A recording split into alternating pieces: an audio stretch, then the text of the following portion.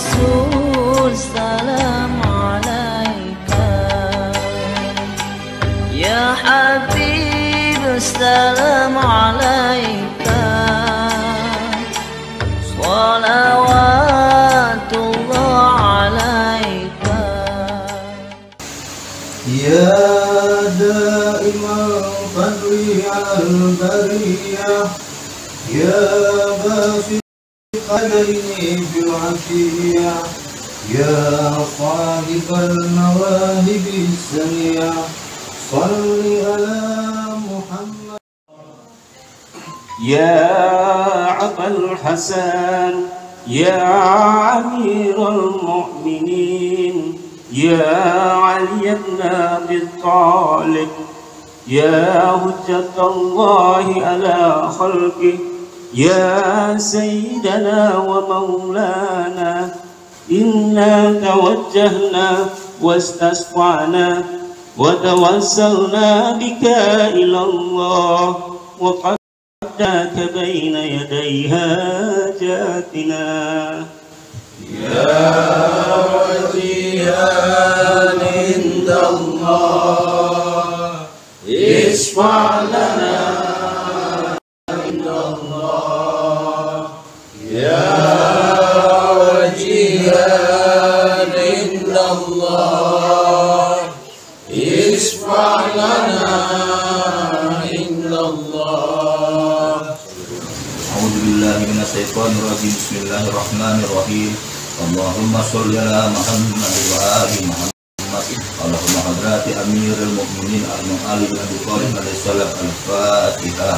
A'udzu billahi minasyaitonir rajim. Bismillahirrahmanirrahim. Alhamdulillahi rabbil alamin.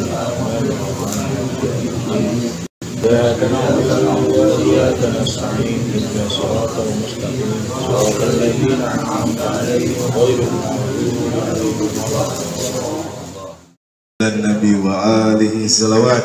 اللهم صل على محمد وآل محمد.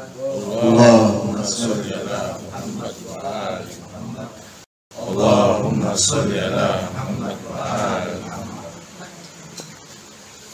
Sama-sama letakkan tangannya di dada sebelah kanan, kemudian ikutin apa yang Anda ucapkan. Assalamualaikum ya sahibaz zaman. Assalamualaikum ya sahibaz zaman. Assalamualaikum ya khalifatar rahman. Assalamualaikum ya khalifatar rahman. Assalamualaikum ya syarikal Quran. Assalamualaikum ya syarikal Quran. Assalamualaikum ya qati'al burhan.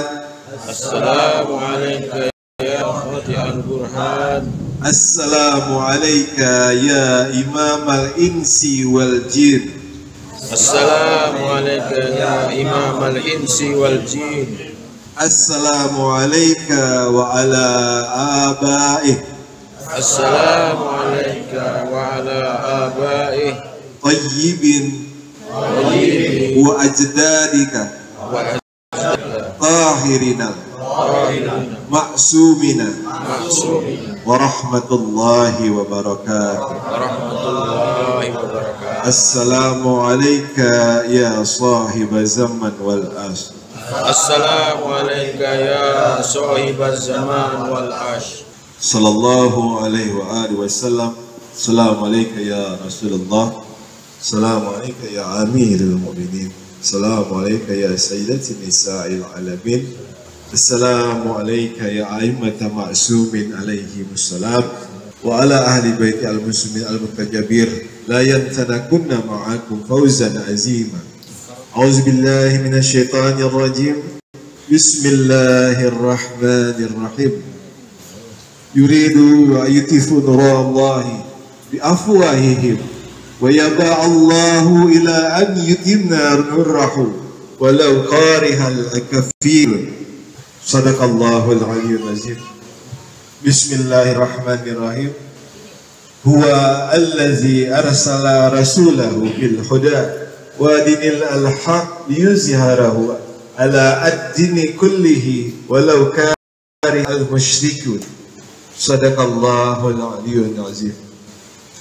Itu adalah dua firman Allah yang menjelaskan dari segala macam banyak firman Allah yang menjelaskan tentang Al-Imam Zaman, Al-Imam Muhammad Al-Mahdi Al-Hujjah Al-Muntazar Ajalul Fajr Syarif. Yang pertama tadi adalah dari surat At-Taubah yang terjemahannya adalah mereka hendak memadamkan cahaya Allah dengan mulut atau ucapan-ucapan mereka. Yuriduna yutfi'u nurallahi bi afwahihim. Mereka berhendak memadamkan cahaya Allah dengan mulut atau ucapan-ucapan mereka. Wa yaballahu illa an yutima nurrahu walau karihal kafir. Dan Allah tidak menghendaki selain menyempurnakan cahayanya walaupun orang-orang kafir tidak menyukai. Allahumma sholli ala Muhammad wa ali Allah.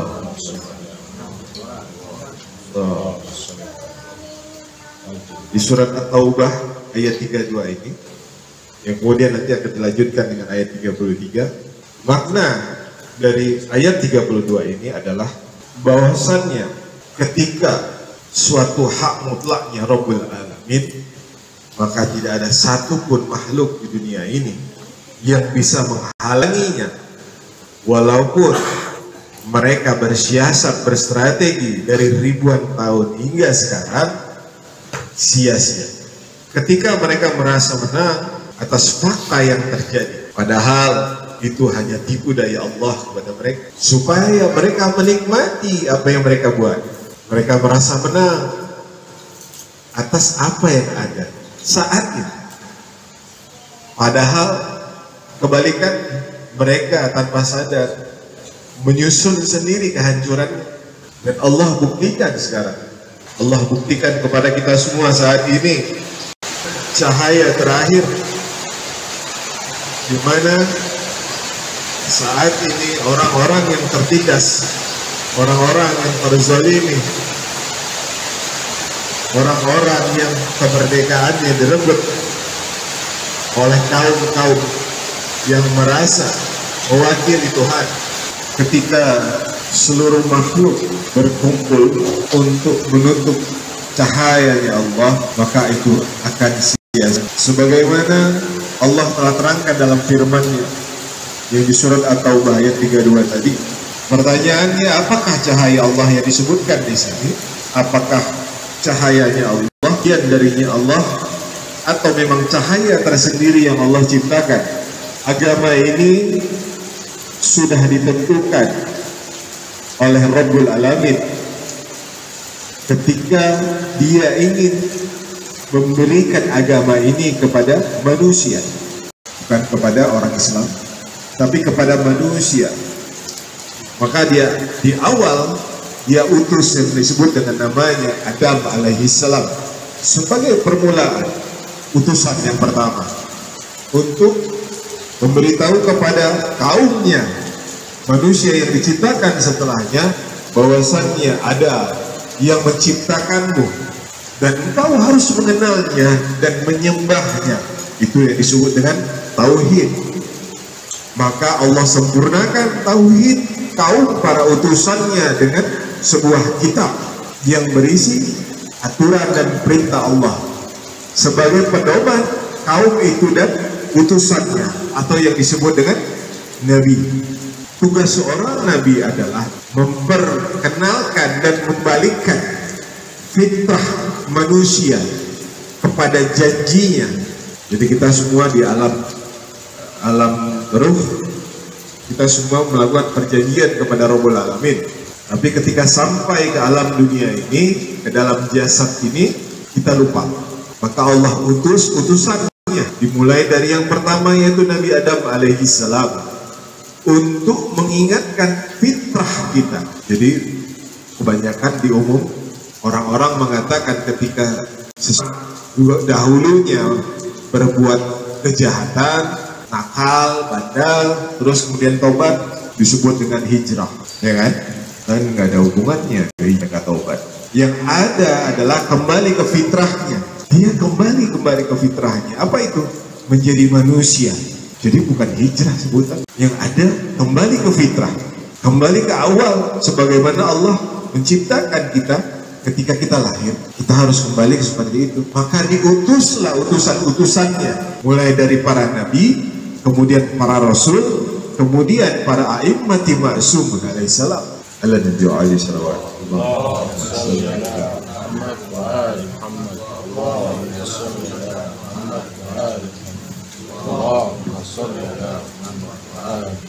Lantas pertanyaannya, ada suatu hadis populer yang diriwayatkan oleh mazhab ahlul sunnah dan mazhab ahlul bait yang populer dan mutawatir.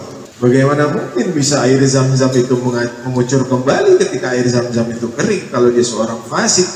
Burung ababil.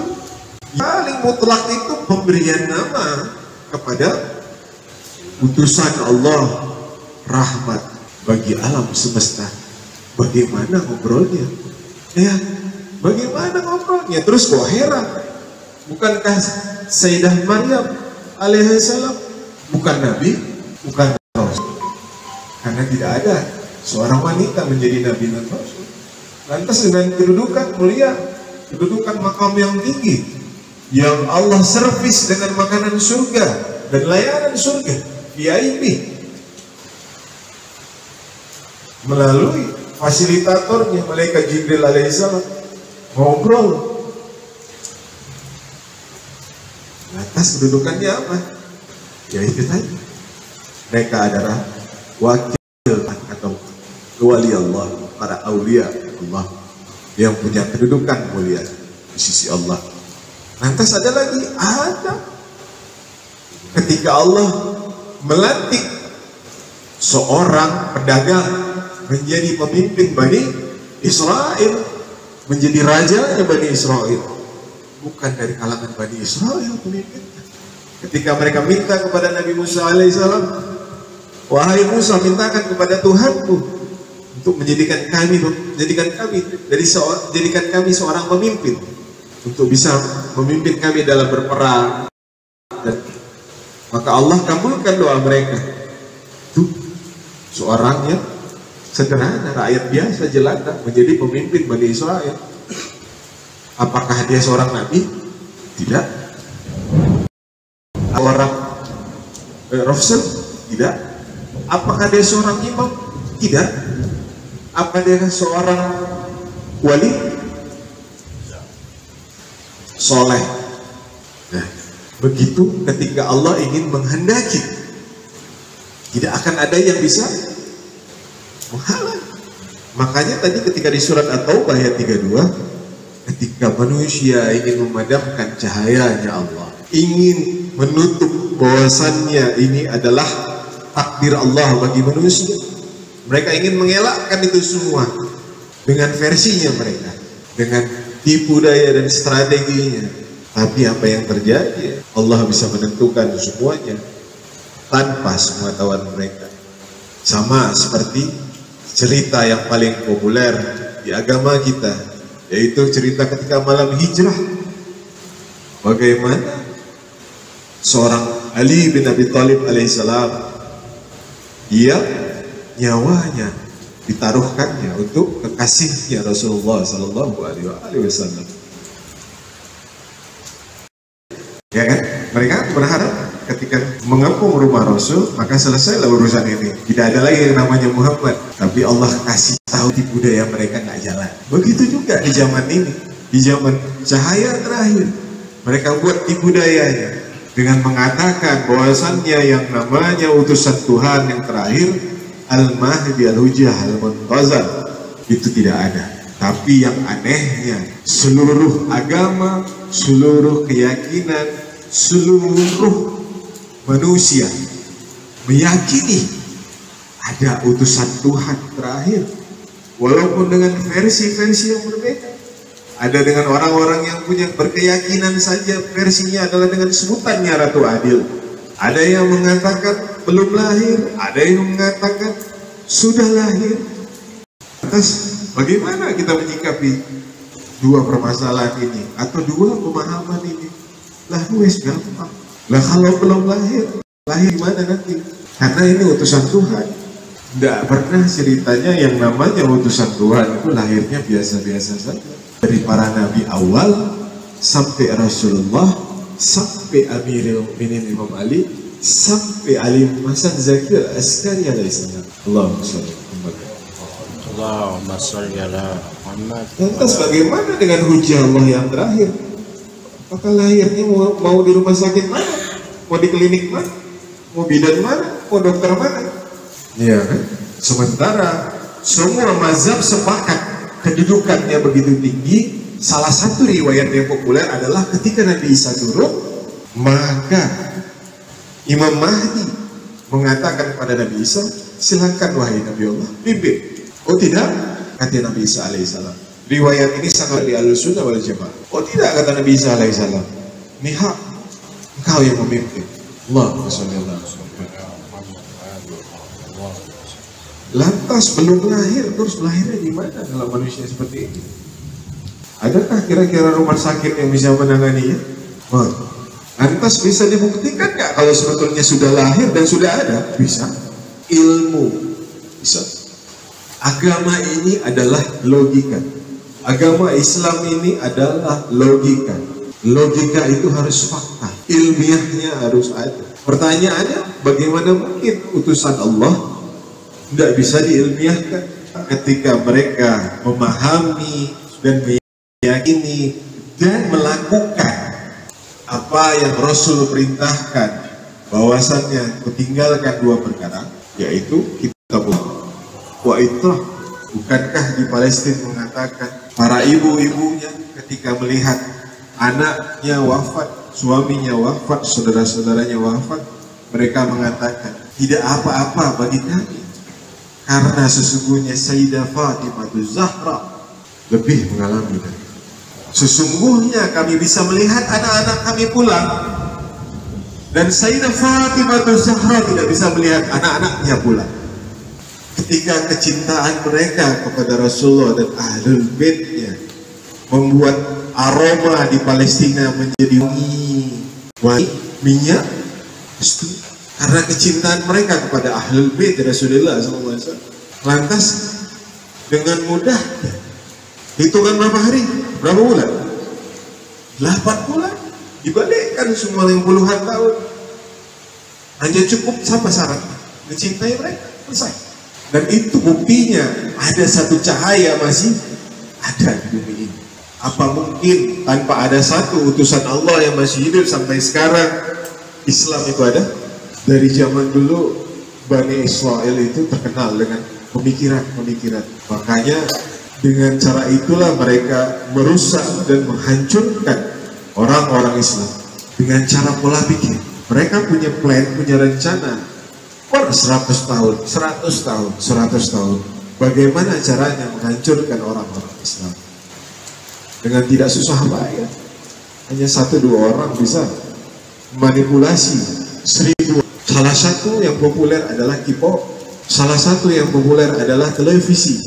Salah satu yang populer adalah Facebook, medsos. Itu pola pikir mereka untuk menghancurkan orang Islam. Agar apa? Agar yang tadi, orang Islam jauh dari kitabullah wa itratul rasul. Ciri-ciri orang-orang yang berada di bagiannya Bani Sufyan, ya kan?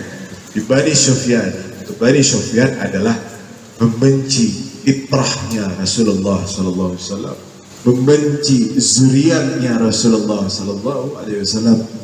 Dan sekarang di Indonesia mereka adalah bagian. Ketika mereka melafazkan kebencian itu dengan kalam di mulutnya, mereka sudah jadi bagian. Selamat, Anda sudah masuk kuota. Kuota apa? Kuota Dajjal. Dajjal, makna atau arti Dajjal itu banyak yang salah persepsi. Banyak orang kita, orang Islam mengatakan Dajjal itu adalah makhluk bermata satu, berpostur seperti ini, berperawakan seperti ini, beginilah. Ini hadis tidak populer dan hadisnya adalah dhaif. Karena apa? Allah sudah sebutkan di dalam Quran, tidak menciptakan jin dan manusia. Iblis masuk dalam kategori mana, Ustaz Nudi? Jin, terus Dajjal.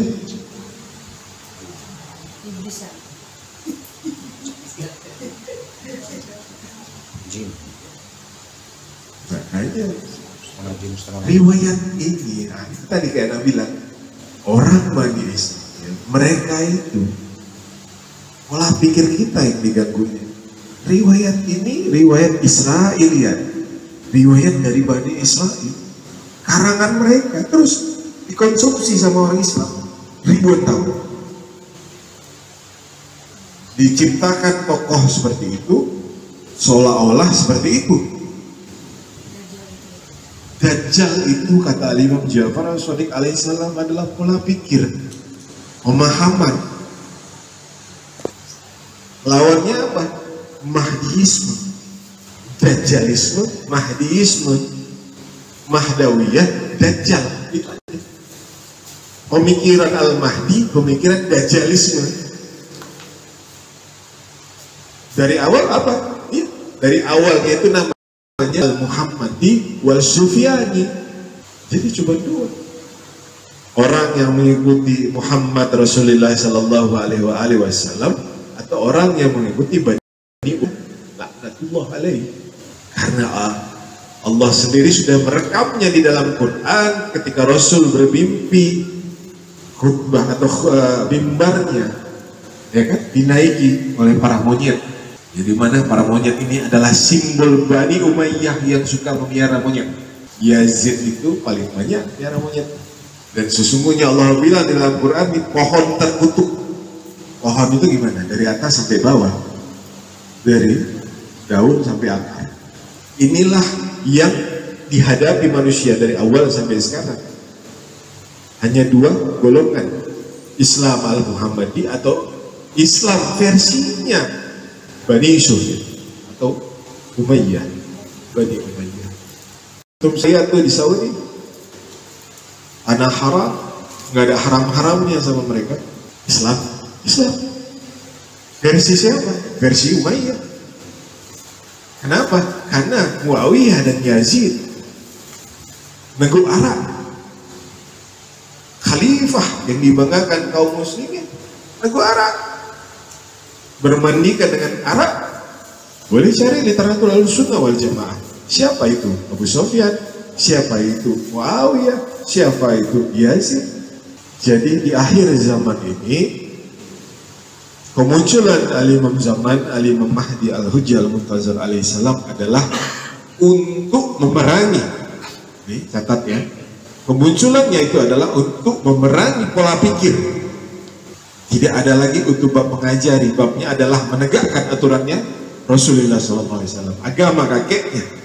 Jadi ketika pola pikir itu yang terjadi adalah yang pertama yang populer sampai sekarang itu adalah seperti doa Nabi Ibrahim alaihissalam, yaitu ya Allah jauhkan aku dari menyembah berhala. Dan manusia sekarang masih memberi berhala. Dan itu yang harus dihancurkan oleh Al-Imam Mahdi. Manusia-manusia yang mentuhankan, bukan Tuhan sebenarnya. Terjadi nggak sekarang? Terjadi. Lantung tengok tadi tanah haram tadi. Siapa yang dituhankan mereka? Siapa yang dituhankan mereka? Kita saja ketika ada anak-anak buat ribut di masjid, kita udah heboh. Padahal wajar-wajar saja. Tapi ketika ada manusia-manusia durjana buat maksiat di tanah haram, nggak ada yang ribut. Ada yang ribut. Tuhan tahun tiba-tiba dinaikkan lagi, disanggupin, uangnya dibuat diskotik. Kira-kira Dajjal ketemu sama mereka takut nggak? Takut. Cium tangan. Artinya Dajjal itu bukan makhluk, ideologi, pemikiran, pola pikir. Inilah Dajjalnya yang mereka tidak takut kepada Rabbul Alamin, kepada Allah Subhanahu wa Ta'ala, dan lebih mencintai dunia aja. Babnya hanya pakai jubah doang. Lantas pertanyaan orang awam lah, kenapa nggak Allah timpakan saja musibah ke mereka di sana? Woi bro, kebanyakan nonton, baca, paling pun dengan tuh. Seperti kita bahas tadi, Allah biarkan tipu daya mereka tadi sampai mereka puas. Ketika mereka sudah puas, itu disebut dengan istidroj.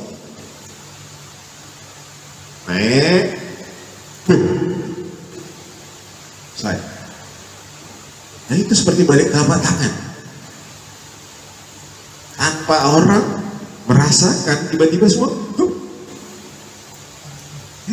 Dan itu tidak akan pernah dipahami oleh manusia kecuali orang-orang yang beriman dan bertakwa. Ala Nabi wa alihi salawat.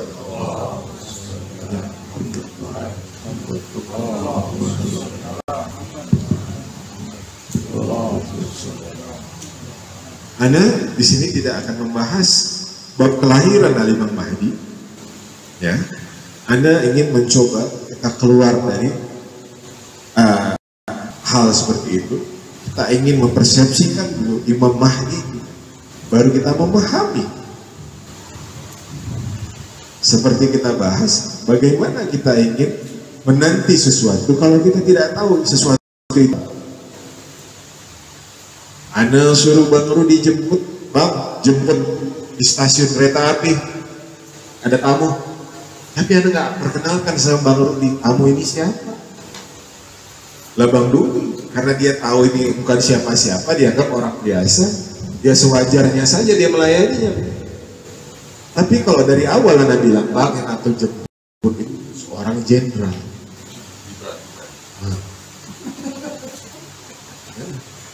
Terus Bang Rudi pasti dong, ini mas setelan rapi, wah pakai parfum, wangi, terus senyum-senyum, berakhlak, ya kan? Oh iya, nah itulah kita manusia. Iya, memang normal. Makanya kita harus mengetahui apa yang kita tunggu dan kita nanti. Siapa yang kita tunggu kita nanti? Untuk apa kita menunggunya dan menantinya? Konsep itu ya kalau bahas. Bab kelahiran semua itu normal, itu bisa baca buku.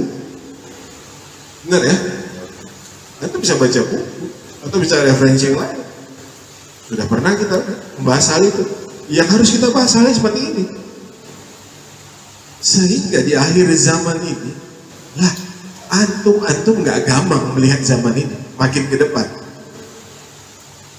Kenapa? Karena punya keyakinan dengan yang tiga tadi, yang tiga hal tadi.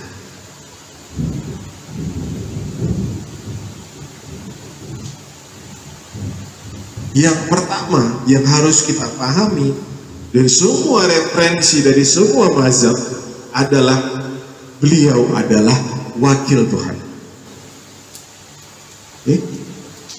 Wakil Tuhan. Kalau yang disebut dengan wakil, minimal apa yang ada di Tuhan ada di, ya. Benar ya?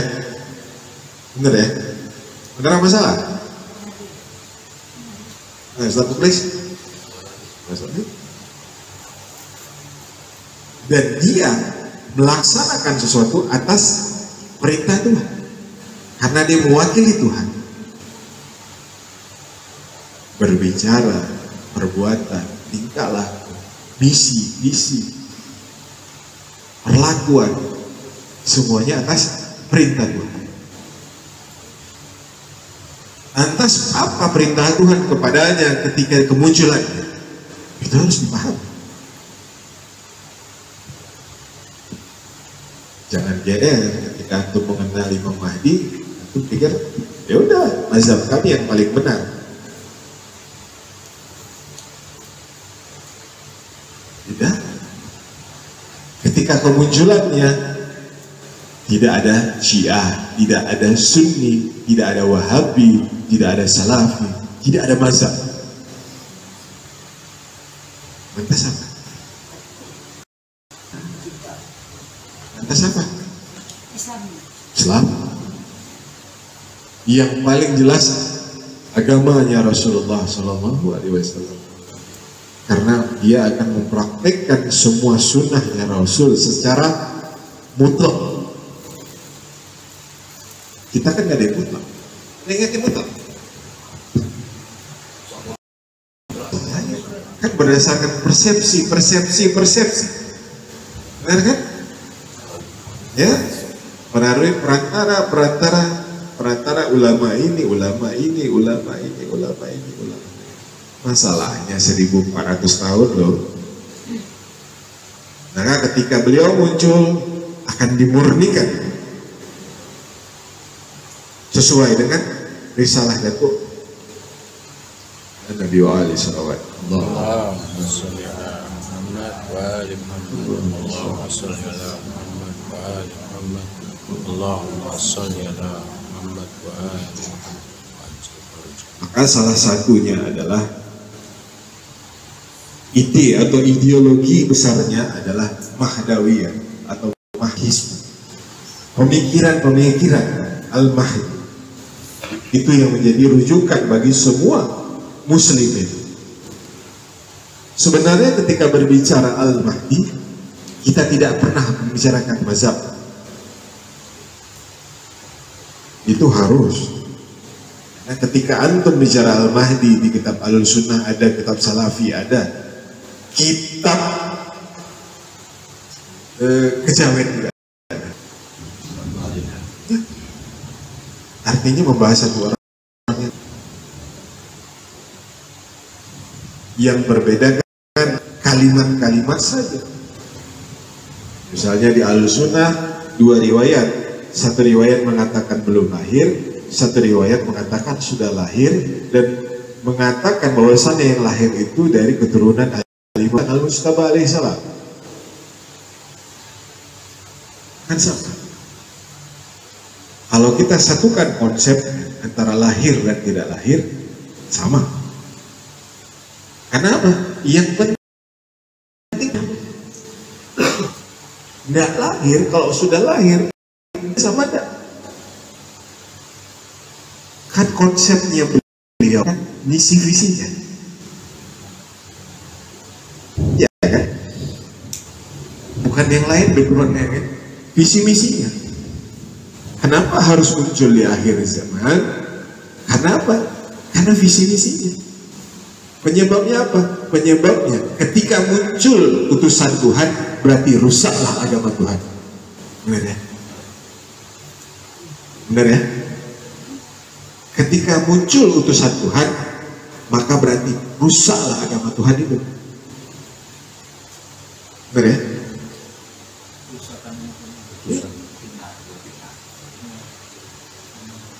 Makanya tetap ada utusan Tuhan. Nah, Al-Mahdi adalah yang ditunggu. Bukan hanya manusia, bukan hanya orang-orang yang hidup di zaman ini. Al-Mahdi ditunggu oleh mulai dari Nabi Adam alaihissalam. Nabi Adam alaihissalam sudah menunggu kedatangan Al-Mahdi dan merindukan. Semuanya kepengen diberi Allah kesempatan untuk hidup di zamannya kemunculan Al-Mahdi Al-Hujjah Al-Muntazir alaihissalam ala Nabi wa alaihissalam. Muhammad wa ali Muhammad. Allahumma sholli ala Muhammad wa ali Muhammad. Para nabi, para rasul, para imam, semua ingin hidup kembali di zaman Al-Mahdi. Pertanyaannya, kenapa mereka kepengen? Apa istimewanya zaman ini? Kita ambil referensi dari Sayyidul Wujud, rahmat bagi alam semesta, Rasulullah Sallallahu Alaihi Wasallam bersabda, sesungguhnya tauhid sempurna kemunculannya Al-Mahdi. Jadi dari Nabi Adam alaihissalam sampai Rasulullah Sallallahu Alaihi Wasallam, dari Amirul Mukminin Nabi tadi Wasallam sampai Al-Imam Mahdi, semuanya disempurnakan bab tauhid dengan kemunculannya Tidak ada lagi seperti yang sebelum-sebelumnya. Ketika zaman para nabi, ada opsi bagi seorang manusia, kau ikut atau tidak. Di zaman Al-Imam Mahdi tidak ada, babnya langsung press, selesai. Tidak ada pilihan, satu pilihan. Maka tauhid sempurna. Tidak ada nego. Makanya ada tugasnya Nabi Isa alaihissalam. Gak hanya Kristen. Bagaimana juga dengan Yahud? Yahud tugasnya Nabi Khidir alaihissalam.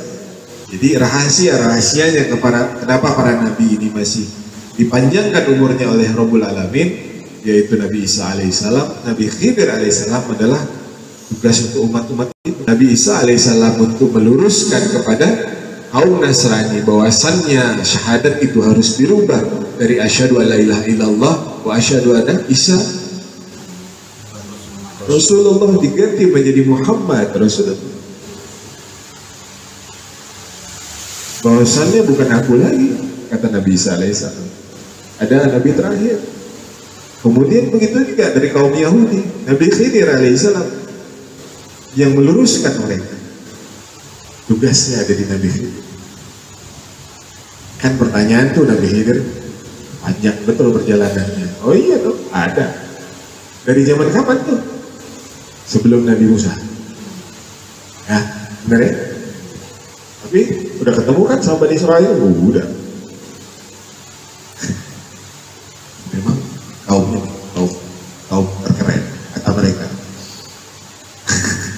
Bani Israel pilihan Tuhannya mereka, bukan Tuhannya kita, pilihan Tuhannya mereka. Jadi keberadaan Al-Mahdi sebagai wakil Tuhan adalah meluruskan semuanya kembali ke murni, menjadi risalahnya Datuk. Kemudian setelah itu ngapain? Gak kelar nih bab tauhid, terus ngapain? Kata Rasulullah SAW bersabda ketika kemunculan Al-Qaim Al-Mahdi, tidak akan ada kemiskin, tidak akan ada keadilan atau uwudnya. Keadilannya itu keadilan ilahi, bukan keadilan manusia. Harus keamanan ya? Sehingga disebutkan dalam satu riwayat, kata Al-Imam Ja'far As-Shadiq alaihissalam, ketika munculnya Al-Mahdi, saking amannya, seorang wanita dia berjalan dari ufuk barat ke ufuk timur sendiri, tidak ada yang mengganggu. Terus apa lagi?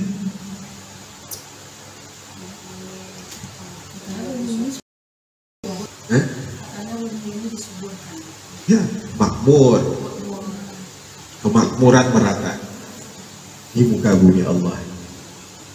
Pertanyaannya, apakah ada pemerintahan lain selain pemerintahan Al-Mahdi? Karena dia mengontrol seluruh dunia dengan satu sistem ilahiyah tadi. Apakah ada? Tidak ada. Hanya satu, seragam. Berapa tahun? 40. Di riwayat bermacam-macam, tapi yang sahih riwayatnya adalah 40 tahun pemerintahannya. Kemudian beliau syahid. Setelah itu, ketika tidak ada wakil Tuhan, maka tidak ada sebagai apa namanya penopang, apa namanya berarti?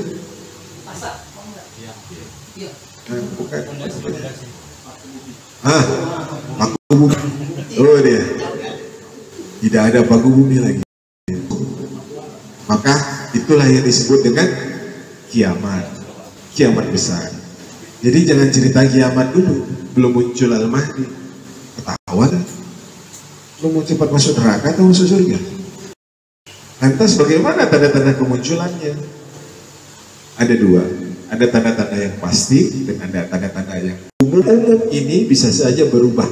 Yang umum sudah tahu kita sama-sama, misalnya sekarang itu laki-laki suka dengan laki-laki, perempuan suka dengan perempuan. Itu salah satunya. Dan banyak orang bertelanjang ria di mana-mana. Wanita itu dijadikan simbol kemaksiatan.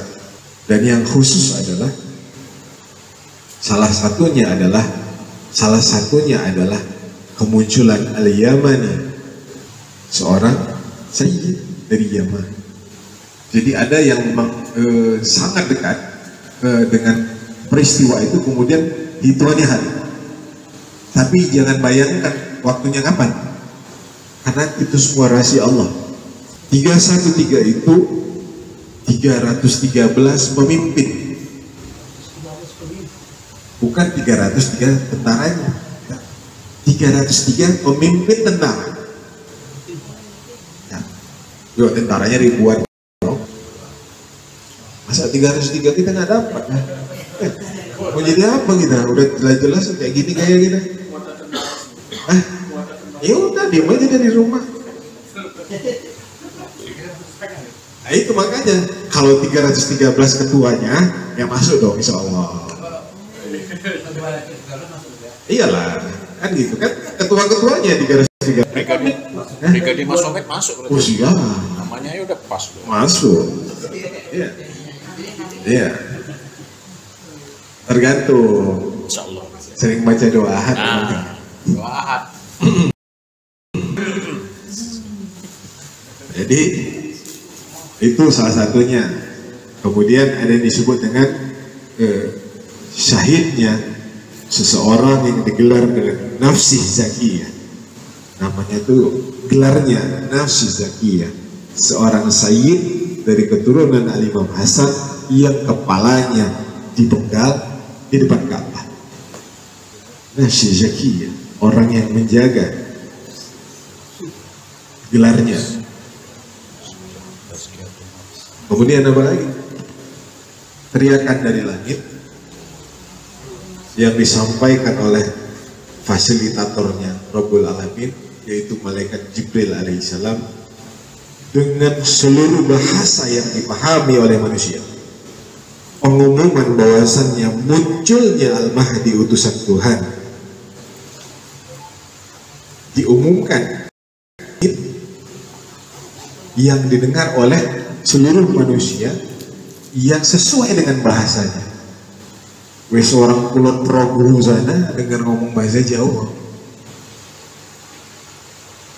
Orang di sana Tapanuli bahasanya bahasa Batak, sama Dede. Nanti nggak kedengaran tuh. Misalnya sampai ke Nias orangnya. Nah malaikat Jibril dia pakai bahasa Indonesia, nggak nyambung orang Nias. Terus orang Nias komplain, kami nggak tahu, nggak diumumkan tempat kami. Nah, Dengar sih dengar, tapi nggak ngerti kan. coba ini. Ya, lupa itu Jibril ya. Ya, apa? Nah, itulah apa namanya, kadarnya Allah itu disampaikan langsung, diumumkan, dan ketika diumumkan maka wajib bagi para seluruh manusia menuju Al-Mahdi untuk berbaik. Baik atau wakil Tuhan. Ya kan? Jadi kalau zaman sekarang ada yang mau baiat wakil Tuhan. Kepemimpinan beliau itu dikawal oleh seluruh manusia. Tidak seperti yang imam-imam dan nabi-nabi dan rasul sebelumnya, yang hanya diwakili oleh kaum-kaum kabilah ini. Tapi di zaman beliau seluruh manusia. Apakah di zaman itu, di zaman kemunculannya kehidupan ataupun hal-hal yang terjadi sudah di luar nalar, ataukah masih seperti biasa, ataukah teknologi semakin canggih, ataukah teknologinya sudah mundur? Dalam salah satu riwayat dikatakan bahwasannya munculnya Al-Mahdi adalah dengan diberinya ilmu, dititipkan di kepala manusia.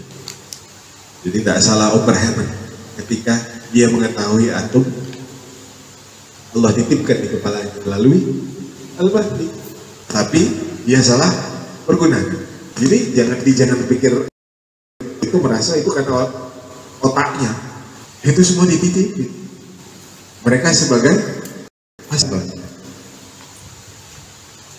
Itulah salah satu tanda-tanda bagaimana keilmuan itu sampai sekarang. Lah kita jarak dari tahun 2000 sampai sekarang itu teknologi gimana perubahannya? Kira-kira kalau manusia tanpa ada itu dititipkan, nggak sanggup, nol. Maka dibukalah pintu-pintu. Jadi yang harus kita pahami adalah ideologi tentang Al-Mahdi itu, yaitu disebut dengan Mahdawiyah atau Mahdiisme, sehingga tidak membuat kita kecolongan atau ragu-ragu dalam menentukan bagaimana ke depan. Karena di ke depan nanti makin luar biasa fitnahnya sesuai dengan nubuwahnya Rasulullah SAW, di mana fitnah merajalela. Ya, ini belum lagi, masih ada insyaallah. Waril kalam wa bihaqqi Muhammadin wa ali Muhammad wa bihaqqi sahibul zaman wal asri ala nabi wa alihi salawat. Allahumma salli ala Muhammad wa ali Muhammad. Allahumma salli ala Muhammad wa ali Muhammad. Allahumma salli ala Muhammad wa ali Muhammad. Auzubillahi minasyaitonir rajim. Bismillahirrahmanirrahim. Allahumma salli Muhammad wa ali Muhammad. Allahumma kun walika al-hujjati ibn al-Hasan salawatuka alaihi wa ala ba'i fi hazi sa'a wa fi kulli sa'a waliyan wa hafizan wa qaidan wa nasiran wa dalilan wa aina tatusqina wa radakan wa tamati aw fiha tawila bi rahmatika ya arhamar rahimin. Amin ya Allah ya rabbal alamin. Bismillahirrahmanirrahim. Allahumma shalli Muhammad wa ali Muhammad. Ya Allah ya Rabb, ya Allah ya Rabb, demi hak ya Rasulullah sallallahu alaihi wasallam dan halal bait ya Rasulullah sallallahu alaihi wasallam, jadikan kami bersama Imam Mahdi di akhir zaman nanti ya Allah, ketika kemunculannya ya Allah. Jika kami telah mati dan wafat, maka bangkitkan kami dari kubur kami ya Allah untuk bersamanya ya Allah. Ya Allah ya Rabb, ya Allah ya Rabb, sampaikanlah salam kami kepada Imam Al-Mahdi Al-Wujud Muntazir alaihi salam ya Allah. Berikanlah syafaat kami dunia wal akhirat ya Allah. Ya Allah ya Rabb, ya Allah ya Rabb, demi kedudukan Rasulullah SAW ya Allah, berikanlah kami syafaat dunia wal akhirat ya Allah. Berikanlah kami kebahagiaan dunia akhirat ya Allah. Jadikanlah kami orang-orang yang mulia dan berakhlak mulia ya Allah.